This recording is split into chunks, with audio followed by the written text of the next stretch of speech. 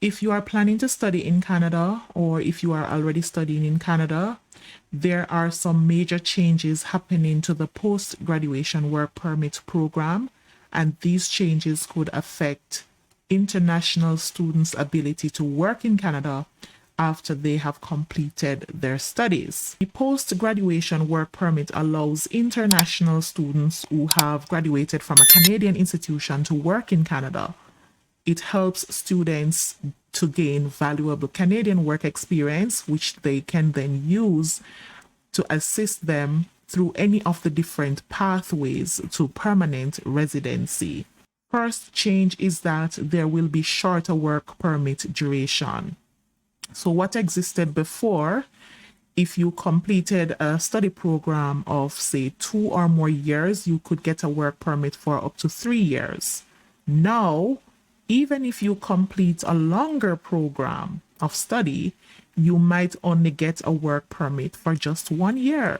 This change means that you have less time to gain work experience, which you can use for your pathway for permanent residency.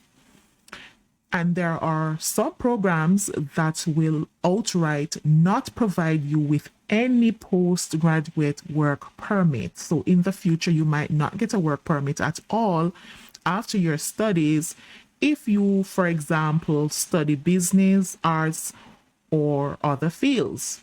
So Canada is planning to give work permits only to students who study in fields with high demand jobs, like in the IT, which is information technology industry, healthcare, and construction. Now, there's also a job offer requirement. To get a work permit, you might need to have a job offer from a Canadian employer. This means you must find a job before your studies end, or you might not get a work permit at all. Now, you may ask, why is Canada making these changes? Well, the focus is on skilled workers. Canada wants to focus on giving work permits to international students who study in the fields where there is a high demand for workers. And this will help to fill job gaps in critical areas like healthcare and technology.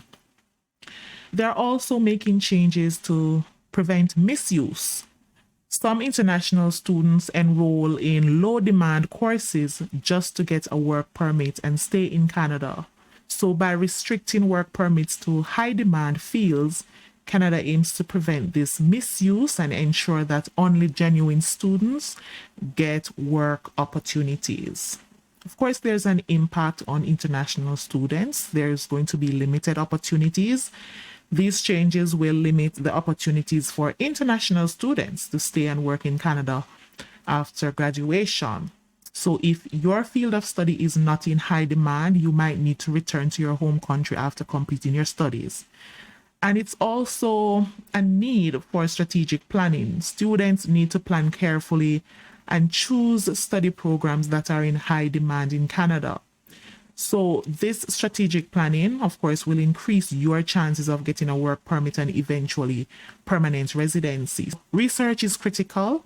Number one is to choose high demand programs if your intention is to study and then work in Canada. You must select study programs in fields like IT, healthcare, and construction, unless you don't care about getting a postgraduate work permit, you just really want to study in Canada. But if your intention is to secure a pathway for permanent residency, then you have to select study programs in the field that they consider to have high in-demand jobs, such as IT, healthcare, and construction, because these fields are more likely to qualify for a work permit. Now, you must also try to secure a job offer before completing your studies, and this will increase your chances of getting a work permit.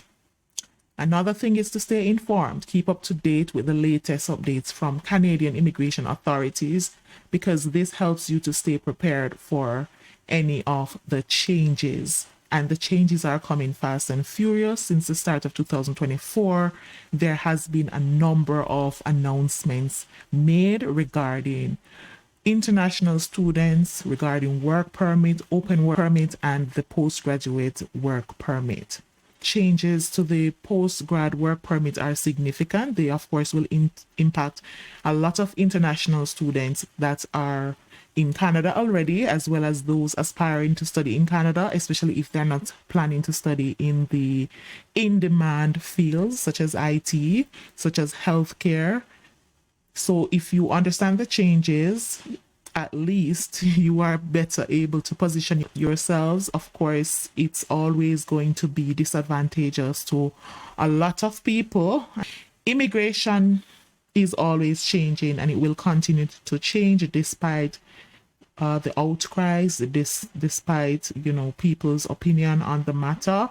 So staying abreast will help you to stay prepared for the changes.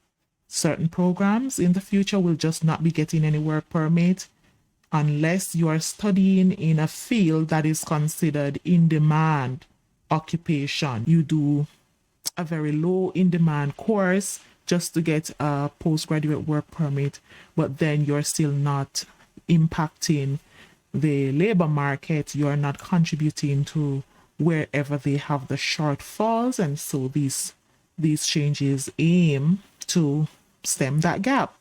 So big news, changes to Canada postgraduate work permit.